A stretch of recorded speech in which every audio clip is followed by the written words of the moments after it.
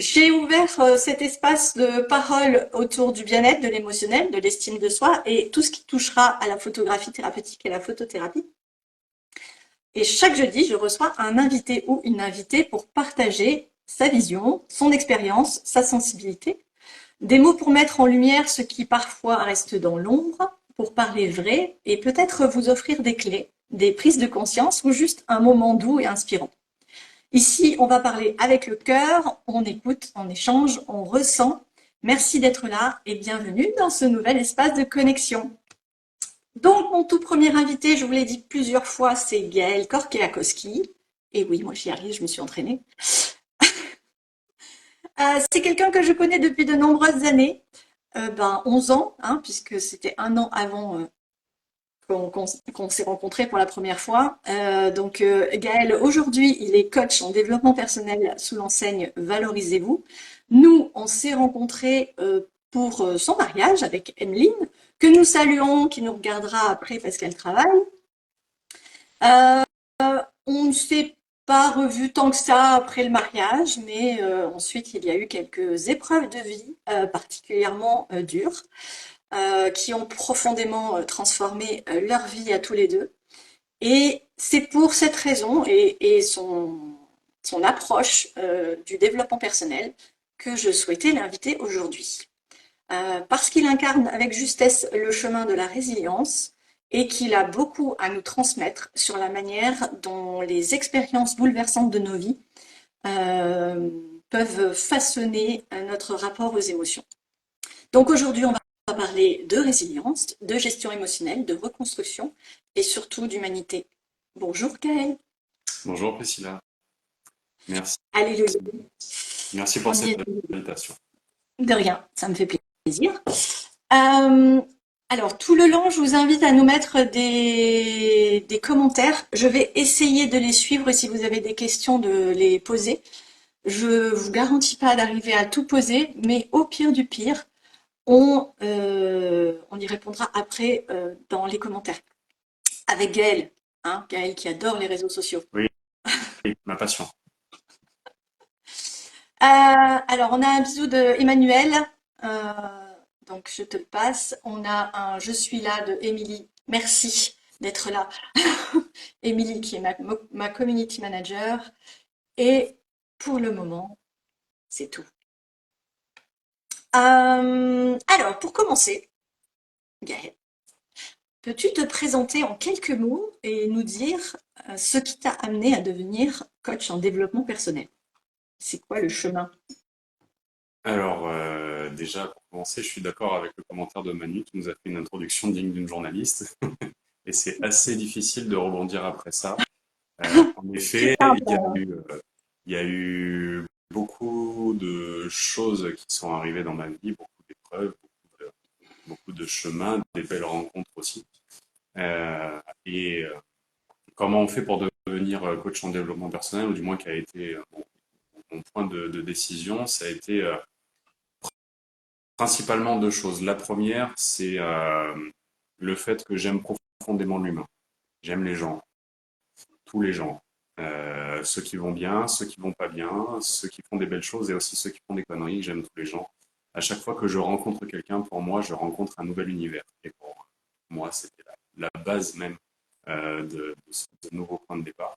Et la deuxième chose, c'est en effet des épreuves de vie, à commencer par un burn-out dans, dans mon ancien métier, qui a initié, j'ai envie de dire, une reconversion. Et puis, bah, après, les bonnes questions à se poser pour savoir quel métier j'avais envie de faire. Et en fait, aujourd'hui, le coaching, c'est pas un métier, c'est un chemin de vie, c'est une passion. Quand je suis en vacances, je travaille. Ah, je connais ça. C'était quoi cet ancien métier, rapidement, juste pour dire, voilà, on est passé de ça à ça. Donc j'étais conseiller en banque, conseiller bancaire. Euh, j'ai accompagné les particuliers pendant plus de 11 ans et j'aimais bien mon métier. En fait, le relationnel humain que je pouvais avoir me plaisait beaucoup. Ça a plus été la manière dont on me demandait d'accomplir des objectifs, des critères financiers qui, pour moi, étaient plus OK. Du moins, la manière, hein, parce que les objectifs en soi, c'est normal, c'est une entreprise commerciale. Mais la manière dont c'était demandé la logique à atteindre pour moi, pas la bonne. Ok. Donc, du coup, tu as choisi de devenir coach en développement personnel. Je pense que tu as fait une école, un changement, une reconversion professionnelle. Oui. C'est ça. Et ensuite, je pense que c'est dans cet ordre-là, tu me corrigeras si je me trompe, parce que je ne connais pas toute ta vie non plus. Ensuite, vous avez dû traverser plusieurs épreuves très difficiles dans la vie. Est-ce qu'il y en a une en particulier qui t'a amené sur les chemins de la résilience? Et est-ce que tu veux bien nous en parler? Une en particulier, alors en fait, ça rendrait pas justice aux autres si j'en donnais qu'une en particulier. Forcément, la dernière est la plus poignante, mais du coup, je vais terminer par celle-là. Je vais aborder d'abord les premières qui sont peut-être un peu plus légères, mais qui ont eu, qui ont eu leur place en tant que marche sur le chemin.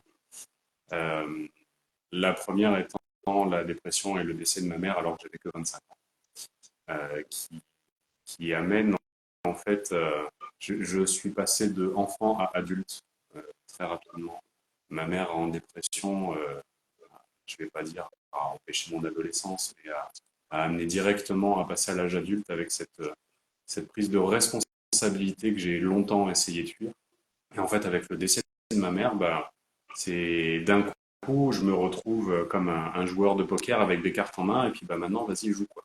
T'es à la table des grands et débrouille-toi. Euh, et dans le débrouille-toi, bah, sans résilience, pas possible d'y arriver. Parce que j'aurais pu me rouler en boule dans un coin où même plusieurs personnes m'ont dit à plusieurs reprises, si moi ça m'avait été arrivé, je me serais drogué jusqu'à ce que l'on s'en suive. Ça n'a pas été mon choix. Mon choix a été de faire avec les cartes que j'avais, de prendre ce temps pour réfléchir à tout ce qui était en train de m'arriver, à tout ce qui m'entourait, et de dire, ok, bah, avec tout ce qui se passe autour de moi, comment je fais maintenant. Donc ça a été le premier pas, le décès de ma maman. Il y a eu bien sûr le décès de ma grand-mère aussi, et, euh, et puis les différentes épreuves de vie, le burn-out en a fait partie. La plus importante dont je vais parler maintenant et qui est aussi la plus difficile, euh, ça a été la maladie de mon fils, de notre fils, qui a eu une leucémie donc à l'âge de 5 ans, qui a tenu dans des conditions très difficiles pour lui et pour nous pendant 2 ans, 1 an et demi, avant de décéder. Et donc bah, là, ça fait un petit peu 2 ans qu'il est mort. Et encore une fois, épreuve de vie des plus difficiles, et où la facilité est de se mettre dans un coin en disant de toute façon, à quoi sert la vie maintenant? euh, Qui suis-je, où vais-je et dans quelle étagère? euh, Et puis surtout, comment je fais pour continuer à vivre? Parce que parce que c'est des questions qui traversent à ce moment-là, quand on vit ce genre d'épreuve-là. Quand on traverse ce genre d'épreuve, c'est de se dire, bon, bah, à la limite, c'est plus facile d'aller le rejoindre, quelles que soient les croyances qu'on peut avoir au niveau spirituel.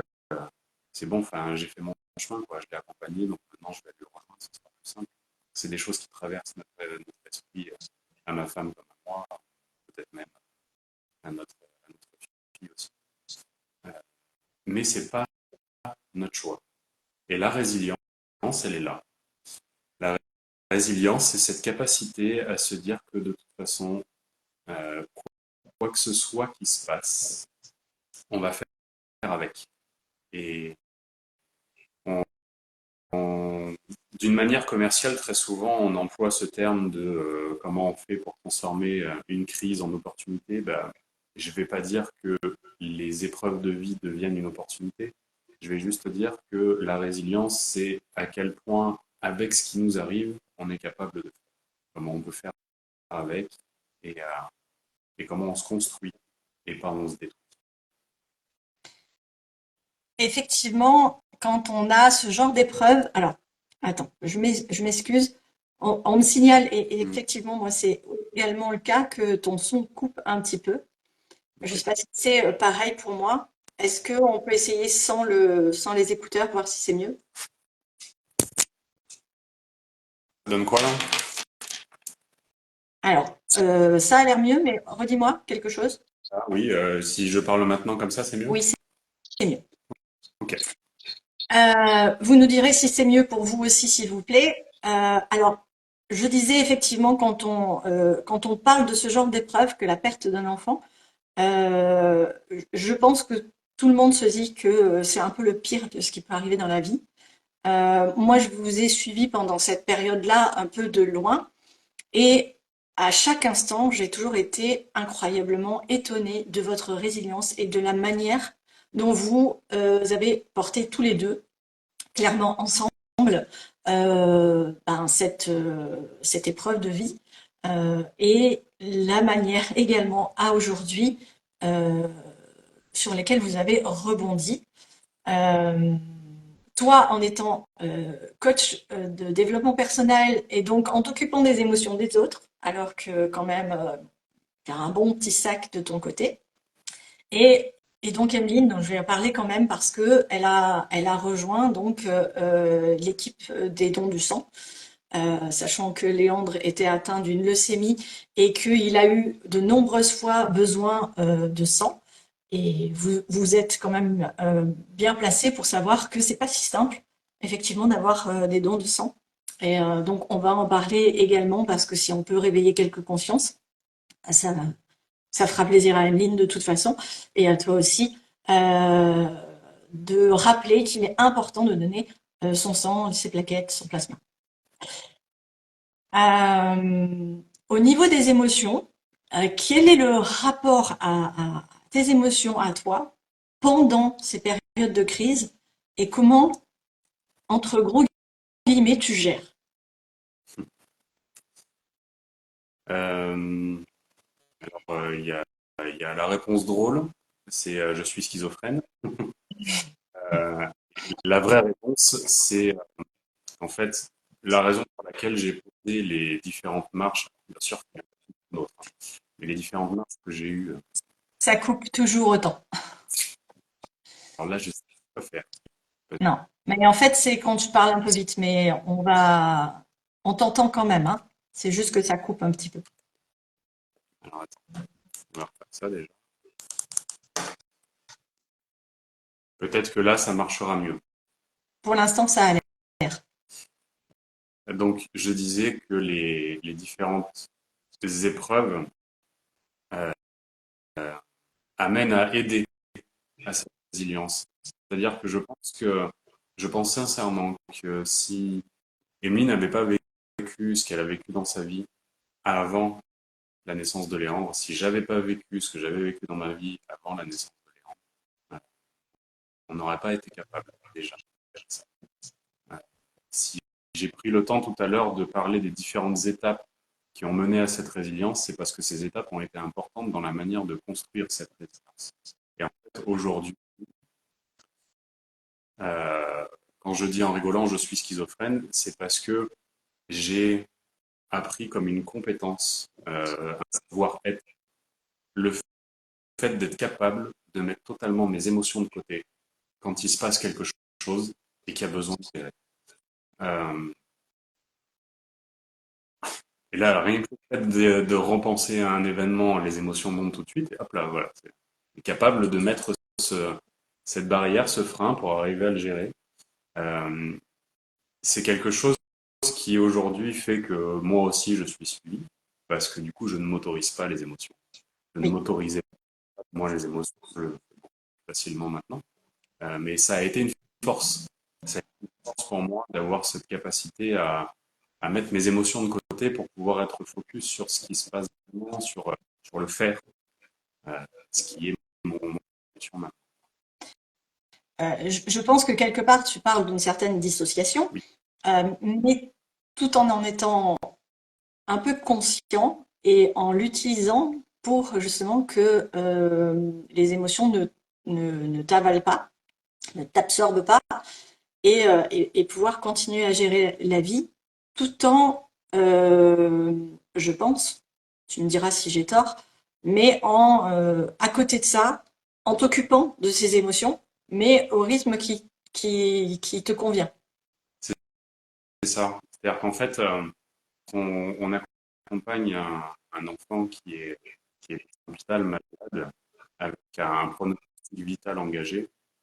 On n'a pas d'autre choix que, j'allais dire, de s'anesthésier, en fait, de se mettre soi de côté, parce que ce qui est le plus important, c'est et, et en effet, les émotions à ce moment-là, quand elles viennent, on les met de côté parce que lui est là et on prend le temps d'avoir une espèce de soupape qui se dégage une fois on se met soit un petit peu en retrait.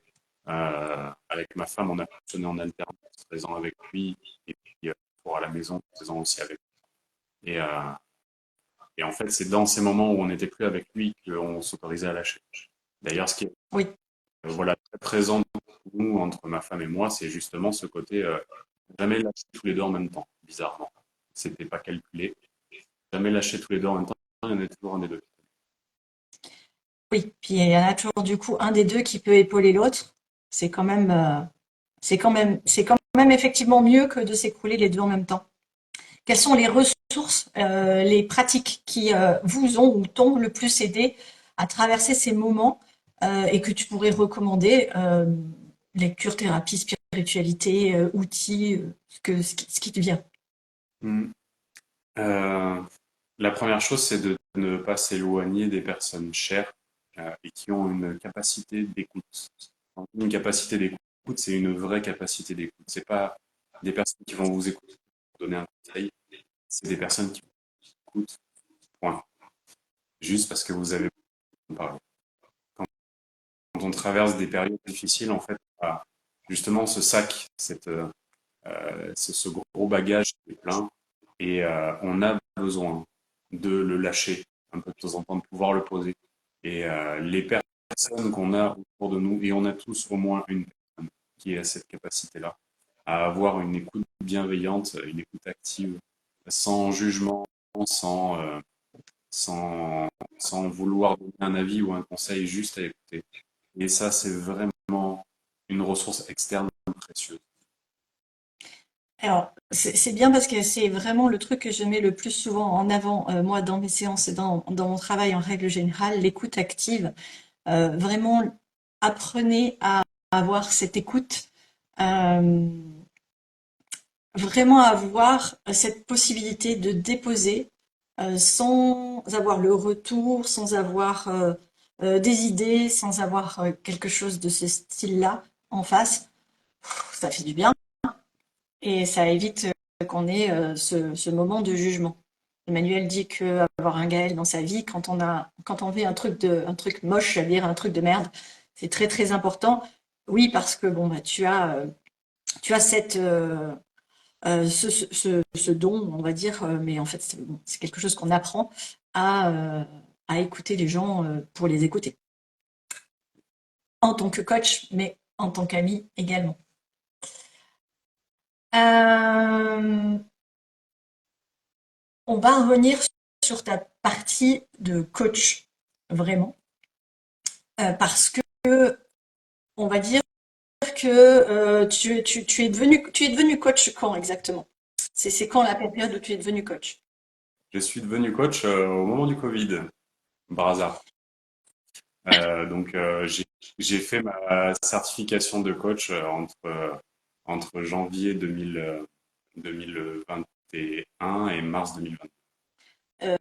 Léandre était déjà malade à cette période-là, Léandre est tombé malade en novembre 2021. donc du coup tu as commencé tes études de coach et c'est juste après que Léandre a été décelé de sa leucémie. Oui. Tu as continué du coup à travailler dans cette optique-là que de devenir coach pendant la maladie de ton fils. Euh, Est-ce que ça t'a aidé pendant cette période-là? Alors ça m'a aidé. En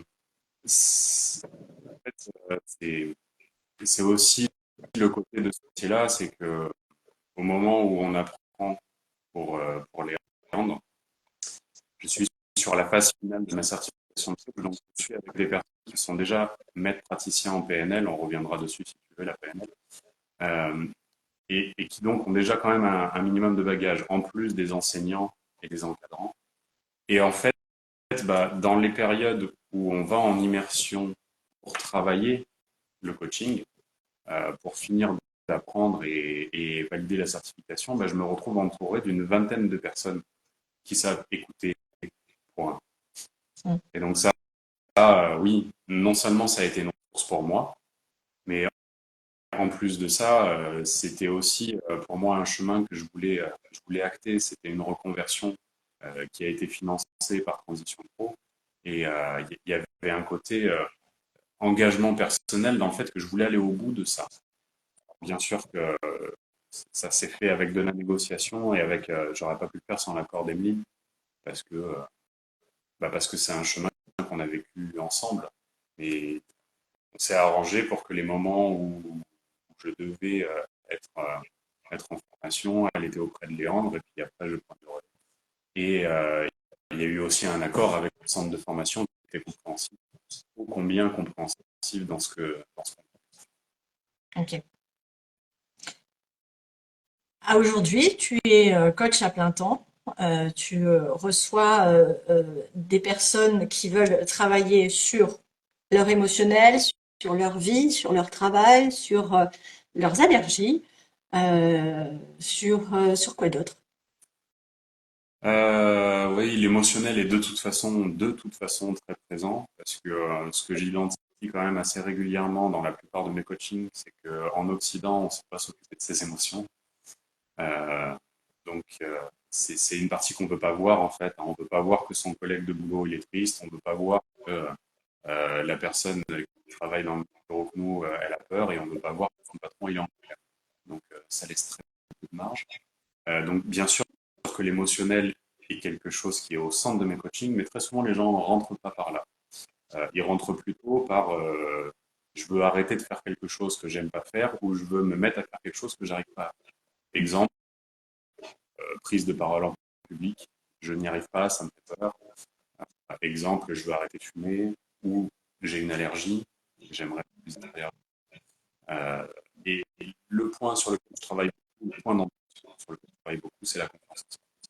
C'est là, pardon, ça a coupé. La confiance en soi. On est quand même très proches tous les deux. Sur notre travail, hein, je parle. Qu'est-ce que tu observes chez ces personnes que tu accompagnes dans leur rapport à l'émotionnel? Ce qui est de génial justement avec la confiance en soi, c'est que très souvent, pour pas dire tout le temps, euh, les personnes qui ont un problème de confiance en soi, donc de confiance en eux, mettent une part d'eux-mêmes de côté. Et dans cette part d'eux-mêmes de côté, très souvent, il y a le fait de ne pas écouter ses émotions. L'émotion, c'est un message que le corps nous envoie. C'est un message interne qui se traduit d'ailleurs de manière physique. C'est un gros boulot que je fais en coaching par rapport à ça. C'est d'aller reconnaître la colère, par exemple, comment elle se manifeste intérieurement. Est-ce que ça tire le ventre? Est-ce que ça chauffe la tête? C'est une réaction physique que les émotions nous envoient. Et donc les émotions, c'est un message qui nous est envoyé à l'intérieur pour nous dire qu'est-ce qui se passe pour nous. C'est un baromètre, c'est un thermomètre hyper important de l'émotion, et c'est quelque chose qu'on devrait apprendre en maternelle, et on l'apprend à écouter nos émotions parce qu'en fait, c'est elles qui nous disent si on est au bon endroit ou pas. Et donc, oui, il y a un énorme travail euh, d'écoute de soi-même dans la confiance en soi. Oui. Donc, tu dirais que les gens ont du mal à s'écouter, vraiment, parce que il y a une mauvaise gestion de l'émotionnel et une mauvaise compréhension de l'émotionnel, peut-être même. Oui, c'est gestion, c'est même déjà trop loin, c'est compréhension, même écoute, en fait, de l'émotion, elle est pas là, on est nombreux à être dissociés. Donc, tu en parlais tout à l'heure, dissocier, c'est en fait l'émotion, elle est là, mais elle ne m'atteint pas, hein, je la mets de côté. D'autres personnes sont associées, c'est-à-dire qu'en effet, au moment où l'émotion est là, hop là, elle est là, ok, je ne peux pas faire autrement. Mais dans tous les les cas, que ce soit dissocié ou associé, on est, je vais mettre au moins 90% de personnes à tout faire pour que les personnes qui sont en face de nous ne voient pas qu'il y a une émotion qui arrive. Oui, ça, c'est sûr. Euh, Donc on l'écoute pas. donc, on l'écoute pas. Donc, tu leur apprends à écouter ces émotions, à les poser et à, à se mettre en confiance, en fait. Parce que, de mon point de vue, hein, alors ça, c'est mon point de vue, la confiance en soi, elle passe par vraiment l'acceptation de cet émotionnel, qu'il soit fort ou qu'il soit moins fort. Bon, généralement, quand on veut pas le voir, c'est que l'émotion, elle est quand même un peu forte. Donc, l'acceptation de ça, parce que sinon, en fait, bah, ça nous bouffe et ça touche l'estime de soi, la confiance en soi et tout ce qu'on peut faire dans la vie, notre avancée dans la vie, on va dire. Oui, oui, c'est exactement ça. Et en fait, le fait de ne pas écouter ce message intérieur fait que bah, on ne peut pas avoir confiance en soi, parce que si on n'écoute pas le message intérieur, il n'y a pas d'autre choix que d'écouter le message extérieur. Et si on écoute le message extérieur, eh ben, il y aura autant d'avis que de personnes extérieures. Donc, si je n'écoute pas moi dans le fait de dire, bah, tiens, j'ai envie de me mettre à faire de la course à pied, parce que ça me met en joie intérieurement, je sens qu'il y a quelque chose qui se passe. Et du coup, je vais aller écouter un autre. Et toi, tu penses quoi de la course à pied? Ah, c'est bien, ok, bah, je vais peut-être aller faire de la course à pied. Et toi, tu en penses quoi? Ah, c'est nul. Bon, bah, j'en fais pas alors. Ah oui, impossible de faire des choix et si on ne fait pas de choix, on ne prend pas de responsabilité et du coup, on n'a pas confiance en son propre jugement et donc en soi. C'est un petit peu un cercle vicieux qui se met en place. Moi, j'ai une question par rapport à justement ton émotionnel quand tu es coach. Euh, donc, tu as vécu des épreuves qui sont quand même assez fortes. On va pas faire des échelles, mais quand même. Euh, quand une personne arrive avec ses propres problèmes, comment tu arrives à gérer l'émotionnel de l'autre? C'est marrant parce que c'est une question que j'ai très souvent. Oui, Euh, moi aussi. C'est une question que j'ai très souvent parce que, tu vois, tu dis on va pas mettre un barème. En effet, on va pas mettre un barème, mais inconsciemment, les gens en mettent un. Et j'ai deux réactions principalement face à ça quand les personnes savent ce que j'ai traversé. C'est soit il y a une espèce de, c'est un modèle. S'il y est arrivé, on doit pouvoir le faire. Et de l'autre côté, il y a ah bah non, je vais pas aller l'emmerder avec mes problèmes parce que franchement, vu ce qu'il a traversé, c'est bon quoi. Et alors qu'en fait, vraiment, dans mes, alors c'est ce qu'on appelle des stratégies internes, hein, c'est dans mes capacités à moi. Je me mets absolument et totalement de côté quand je suis en coaching. C'est-à-dire que l'émotionnel des autres, je le vois, je le calibre, parfois même je le ressens. Ça m'est arrivé en coaching quand il y a une personne qui vit vraiment de l'émotionnel, elle est touchée par cet émotionnel. Mais une fois que la séance elle est finie, je suis plus dedans en fait et ça n'a pas d'impact sur moi parce que ce n'est pas mon histoire, ce ne sont pas mes émotions. Ça a beau me toucher, j'ai beau être quelqu'un d'empathique, je, je ne suis pas dans les émotions des autres. Tu ne prends pas, tu n'éponges pas l'émotion de l'autre. Après tout, c'est la sienne, c'est pas la tienne. Et voilà. Après, ce qui est parfois difficile, c'est de alors là, je parle pour tous ceux qui nous demandent souvent, ah oui, mais bon, comment tu fais pour gérer cet émotionnel? Moi, forcément, je vais être touchée, je vais me sentir, je vais peut-être même faire des rapports avec ma propre histoire. Et du coup, comment je fais pour pas que ça se voit? Et alors, moi, personnellement, je leur donne le conseil de, ben, si ça se voit, ben, c'est que tu es humain. Euh, donc ça se voit, mais ne t'écroule pas non plus, hein, parce que sinon c'est que tu n'es pas prêt. Voilà, donc ça c'est mon conseil à moi. Quel serait le tien? Euh, Moi, parce que du coup, c'est un sujet pour moi aussi, c'est l'authenticité. Mhm. Euh, je travaille sur ma propre authenticité. Je suis quelqu'un qui met énormément de masques, euh, qui mettait, je vais le mettre au passé, qui met énormément de masques. Et en fait, on en met tous. C'est quelque chose de naturel. Quand on travaille, on n'est pas la même personne que quand on est à la maison. Mais il y a masque et masque. Et en fait, dans cette absent d'authenticité, il y a justement ce rapport à l'émotionnel et le fait de ne pas s'autoriser à. Et une des principales choses sur lesquelles je travaille quand on est sur la confiance en soi, sur le rapport à l'émotion, c'est l'autorisation.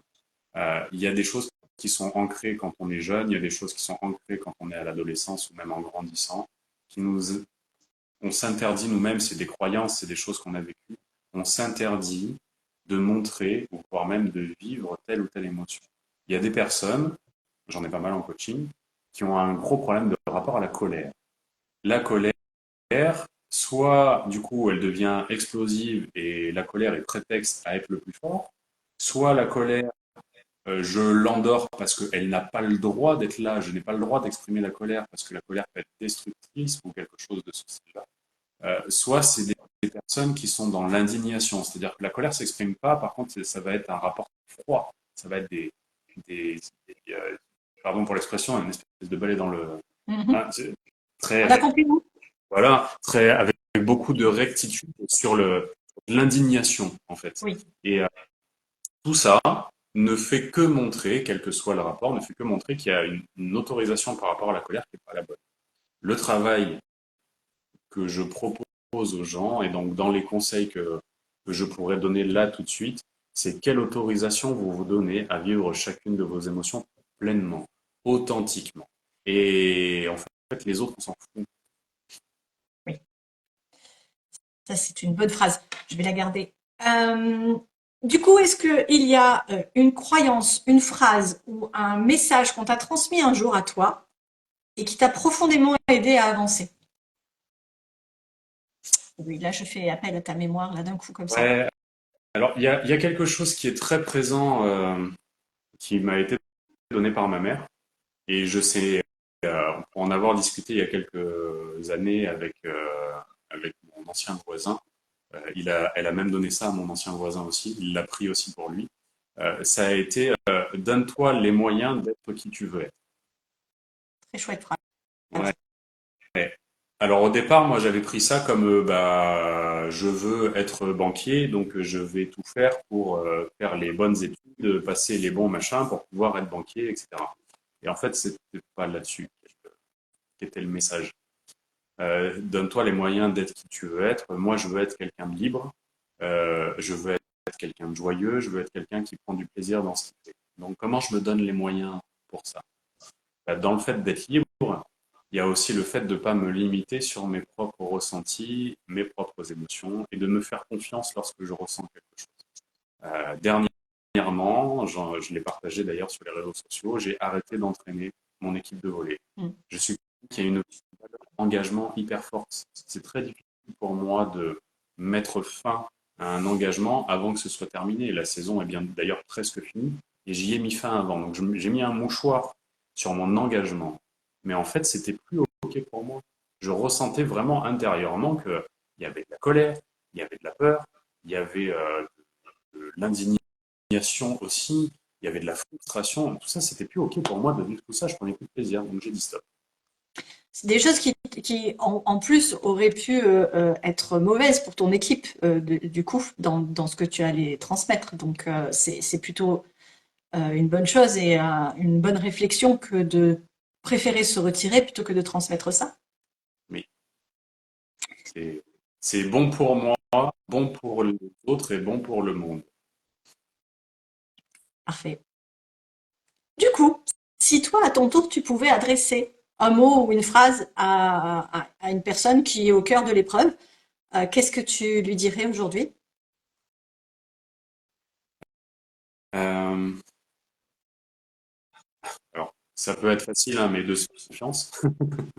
C'est-à-dire que quand on est au cœur de l'épreuve, en fait, il y a un moment où on fonctionne un petit peu comme une machine. Justement, on a tendance à faire taire nos émotions et on est dans le pragmatique, il faut faire ça, puis ça, puis ça, puis ça. Et surtout quand il y a de la maladie ou qu'il y a quelque chose de chronique, on en arrive à créer une routine qui n'est pas forcément facile. Et du coup, c'est de se faire confiance notamment dans l'autorisation à exploser, à prendre du temps pour soi, à dire qu'on n'est pas des machines en fait. Hmm. Et si vous êtes la personne indispensable indispensable à ce qui est en train de se passer pour la survie de toutes les personnes qui vous entourent, ben, si vous voulez être la personne indispensable, il y a un moment où prenez un peu de temps pour vous aussi. Vous ne pouvez pas être le phare qui illumine. Alors, petite dédicace à quelqu'un à qui j'ai fait un coaching hier qui se reconnaîtra. Vous ne pouvez pas être le phare qui illumine si vous ne mettez pas ce qu'il faut pour alimenter votre propre feu. Magnifique. On va garder cette phrase. Alors, on va arriver dans pas très très longtemps à la fin de ce live. Si vous avez des questions, c'est le moment. Je vous invite à mettre vos questions juste ici en dessous. En plus, mon téléphone me prévient que d'un coup, il a plus de batterie, ce qui n'est pas du tout logique, mais c'est pas grave. Tu proposes aujourd'hui un accompagnement, un podcast, des événements aussi qui arrivent. Tu veux nous en dire plus un petit peu sur tout ça? Oui, alors ma chaîne YouTube et mon podcast se nomment Je suis qui je veux. Ça fait pleinement sens avec tout ce qu'on vient de dire. C'est ça. Je donne des pistes justement pour vous permettre de vous autoriser à qui vous voulez être réellement et quels sont tous les freins qu'on se pose nous-mêmes dans notre vie pour nous empêcher d'être qui on veut. Donc ça, vous le trouvez en podcast ou sur YouTube. Au niveau des événements, j'anime un cercle d'hommes qui d'ailleurs le prochain est mardi, mardi qui arrive. Ça se roule à Strasbourg, j'allais dire Priscilla, mon Dieu, de Sonia Jaza, qui me prête justement son cabinet. Donc le but, Alors, ça coupe un peu, donc je répète, c'est à Sifour chez Sonia Jaza qui te prête son cabinet, pardon. Que je remercie d'ailleurs, et qui permet en fait d'aller poser un petit peu tout ce qui se passe en 2025 quand on est un homme, Bravo. notamment dans ce rapport aux émotions. Voilà. Bravo. J'adore. J'adore, je suis fan. Tu sais que je rêverais d'être un homme exceptionnellement à chaque fois que tu fais un cercle pour venir, mais ce n'est pas le cas. Voilà. Et Ok. après, d'autres événements qui sont en construction en cours, mais pour ça, je vous invite à vous brancher sur ma page Facebook où je poste régulièrement les événements qui sont à venir. Et d'ailleurs, ta page Facebook, c'est quoi? C'est comme pour Instagram, c'est Gaël V et V. De Valorisez-vous. Qui est ton site internet aussi, donc valorisez-vous.com.fr. .fr. Alors, pour finir, et pour toutes celles et ceux qui nous écoutent encore ou qui nous écouteront plus tard, et qui traversent ou pas des moments difficiles, c'est quoi ton message, ton conseil du cœur? Euh, On a Emeline qui vient de nous rejoindre. Bisous. Allez voir quelqu'un. Ne restez pas seul. Mais c'est exactement ça en fait. C'est que on le voit dans tous les aspects de la vie, que ce soit professionnel, personnel ou même dans des moments difficiles comme tu viens de le citer. C'est en fait tout seul, c'est très rare qu'on trouve la bonne solution. Le simple fait d'en parler, et je répète ce que j'ai dit au début, d'en parler à quelqu'un qui vous écoute sans forcément vous donner de conseils, le simple fait d'en parler aide à trouver une solution, aide à se sentir mieux. Donc ne restez pas seul quand ça va pas bien. Merci Gaëlle pour ta présence, ton authenticité et tout ce que tu as partagé avec nous. Euh, J'espère que ce moment vous a touché autant qu'il m'a touché, qu'il me touche toujours, parce que Gaël est quelqu'un qui peut apporter beaucoup par ses mots. Si ce live vous a parlé, n'hésitez pas à le partager partout où vous voulez.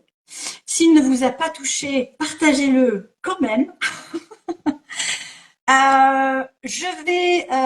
Si ça marche, parce qu'on a quand même eu beaucoup de mal à faire marcher ce live, donc si ça marche, je vais également le mettre donc sur ma chaîne YouTube pour que vous puissiez voir les replays. Il sera également ici sur Instagram.